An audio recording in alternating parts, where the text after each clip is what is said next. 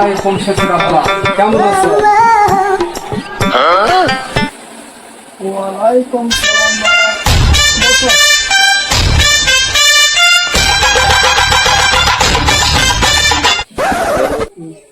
আব্বা কেমন আছেন?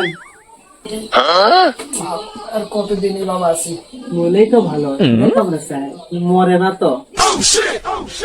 আব্বা কি খাচ্ছেন? ঘোড়ার ডিম খাচ্ছি।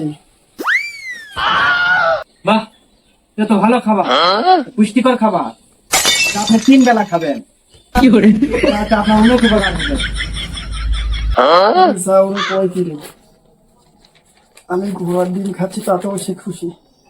এটা কি মানা যায়? না, উঠতে হবে না, উঠতে হবে না, উঠতে হবে না। তো আপনি কোন ডাক্তারের চিকিৎসা করতেছেন? জমের চিকিৎসা নিচ্ছি বাবা, জমের চিকিৎসা নিচ্ছি। বাহ, ভালো ডাক্তার তো, খুব নামি দামি ডাক্তার। শুনছি তো ঢাকার থেকে আসে।